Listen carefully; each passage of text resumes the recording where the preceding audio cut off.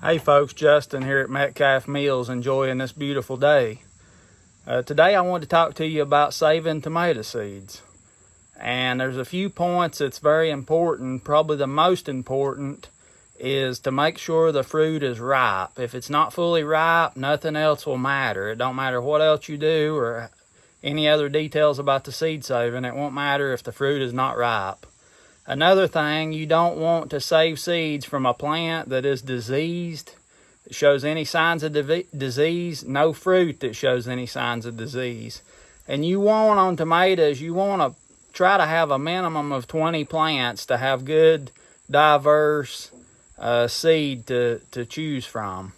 And when you're harvesting, you can harvest fruits that have blemishes or small, something you wouldn't want to save seed from, and let the bigger fruits grow and get fully ripe. That way you're taking off of the plant until it's time to start saving seeds from the ripe fruit. Now, of course, letting the fruit go all the way to fully ripe will affect the yield a little bit, because when that plant knows that it's produced seed, it starts tapering off. So you just have to, if you want plants just for bulk and abundance, you have to just kind of work that out. But when you're picking fruit for seed saving, you want them to be big, healthy. You want them to be resilient. So as I'll go into in the video that I've got coming out about seed saving, there's a lot more details. But you want this seed to be the best it can be. But anyway, I'll show you how I take seeds out of tomatoes and the whole process of getting them to a point of dried seed to use for next year. I hope you enjoy. This is the big pink tomato. We saved the seeds. That's my girl. First thing we're going to do to these big pink tomatoes is wash them.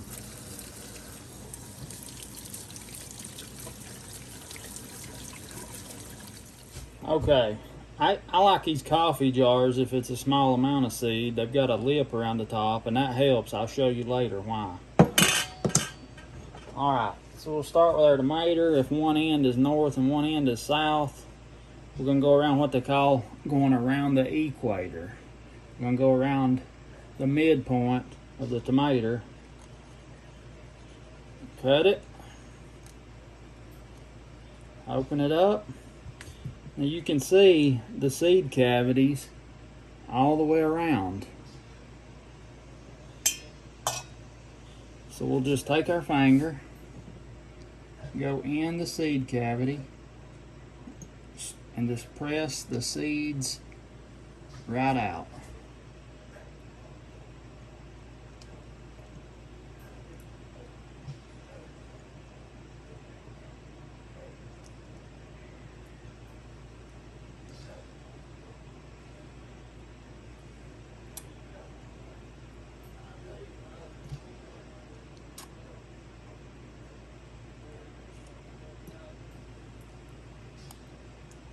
Just press and get those seeds right out of there.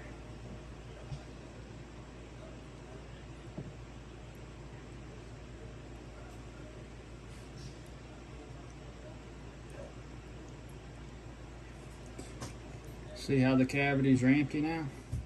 And you can look sometimes, you can press on the side of these and you can get seeds out from where they're stuck in there, or your finger just won't make them come out. See them coming out? Just kind of massage and work and you'll get more seeds out that way, because there's so much you can do with your finger if they're stuck in those little cavities. If you squeeze them like that, you'll wind up getting the most of them out.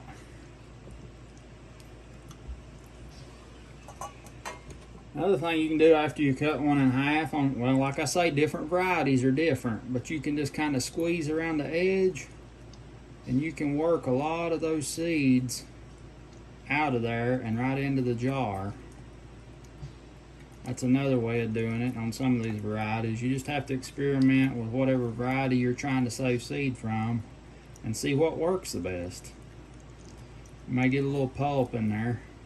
That's alright, it'll come out in the end, but That's another way of doing it right there. Now we got our jar about a little over half full. We're gonna leave room to swirl it. So dry the mouth of the jar off.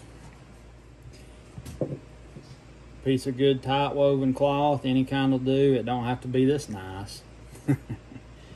Put it over the jar, rubber band. And if that jar has got threads on it, be really careful and make sure that the rubber band is down below those threads to get a good tight seal, because you don't want bugs to be able to get in there. And what this is going to do, it's going to ferment. The tomato seeds are going to ferment inside the jar and replicate what happens when that fruit is hanging out on the vine in the sunshine, and it starts to rot and decompose, and it starts to ferment, and it falls off on the ground, and it keeps that process going. And what that does, those seeds have a little gel pack around them, and what that does, it keeps the seed from sprouting inside the tomato. So when that fermentation process happens, it releases that seed to be able to sprout. And I've heard, people say, well, we just get our seed out and dry them on a newspaper. That's all fine. If that's how you want to do it, that's fine.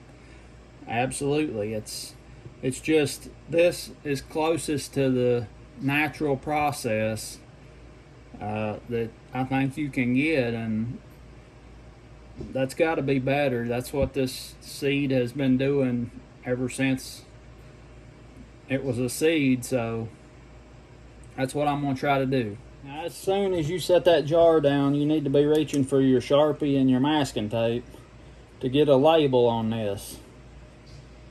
Because trust me from experience, if you get stuff mixed up, you are in a mess.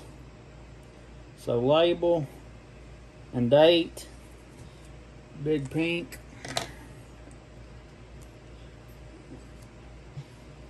Don't wait around, folks. Go ahead and do that, because like I said, if you get seed mixed up, you can have all kinds of problems, and when you figure it out, it's way past being too late.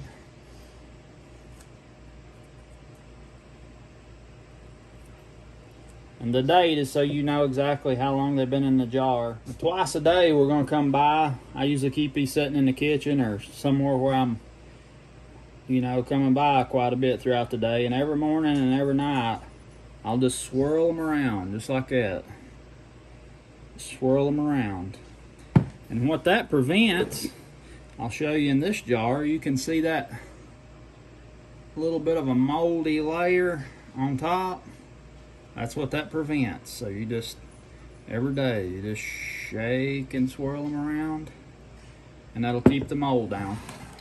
You only want to leave these in the jar 3 to 5 days. I mean, get them out as soon as you can, as soon as they smell like they've fermented and look like stuff's breaking off of them. You just don't want to, I wouldn't want to go over 5 days, because they'll start to sprout on you and then your seed is ruined. So take the cloth off,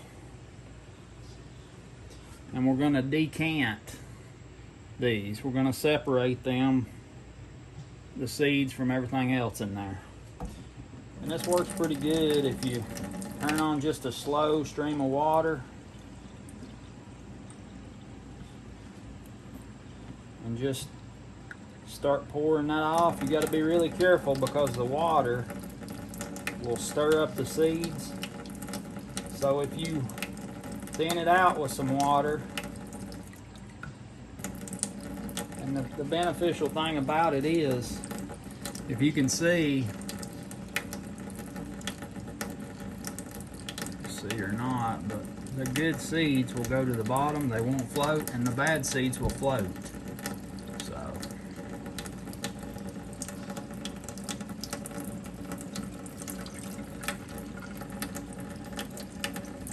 pour that water off real slow. Don't want to lose any of our good seed. They're too precious.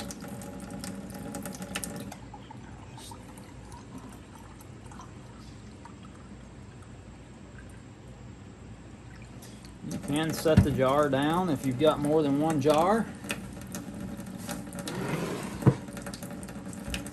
And work on another jar while that one settles a little bit.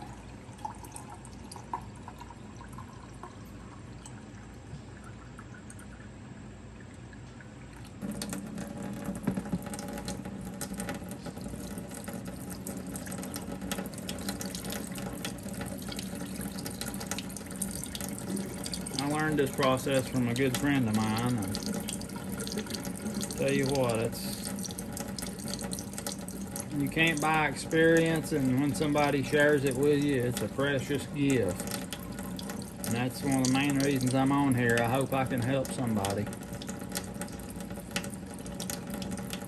Keep a close eye when you're decanting this, pouring the water off. When those seeds out of the bottom start coming up, that's when you stop and go back to the spigot.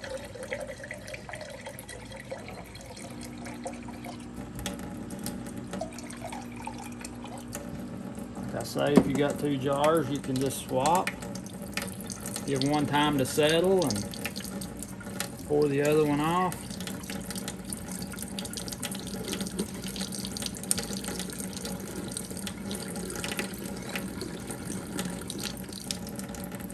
As soon as those seeds come up, stop pouring, go back to the spigot.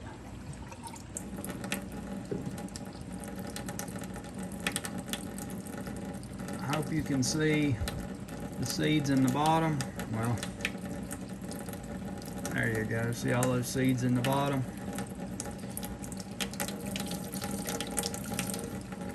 Pouring this off 3 or 4 times is usually sufficient.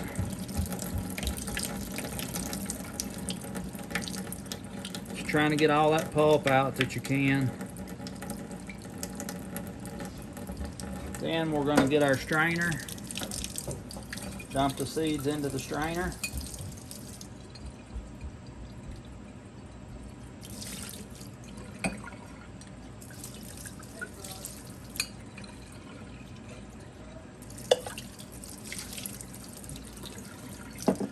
Now then, we can do the rest of the work in the strainer to clean these up. You can remove the big chunks.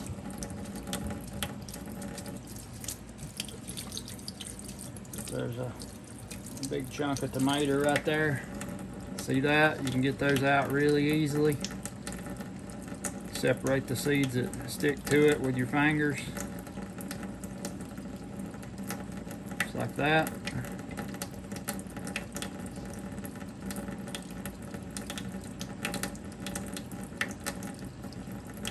Just like that. You can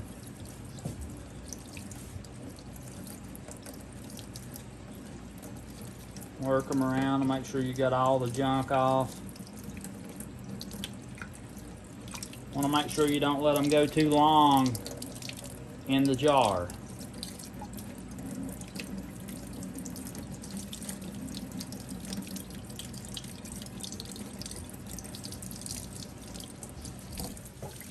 Sometimes you'll have to work with the seeds a little more to get the bigger chunks out, but it's pretty easy to do in this strainer. It works pretty good with the water running and everything. Get them separated pretty easily.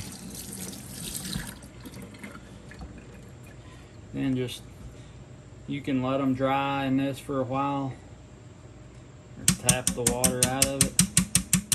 Now, if you just got a small amount of seeds, I found that a paper coffee filter works really good. The seeds don't stick to it very much.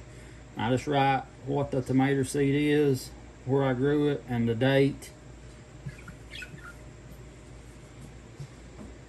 After shaking these out of the strainer really good, shaking the water out as best you can and letting them dry for a little bit, then you can just plop them right on the coffee filter.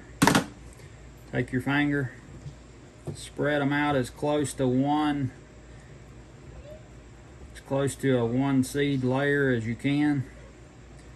And after they dry some, it's easier to come back and spread them out a little better. When they're still damp, they're pretty sticky.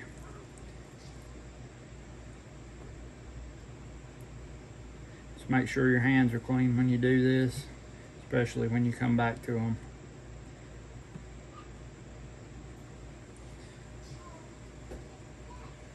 There we go, ready to dry for next year.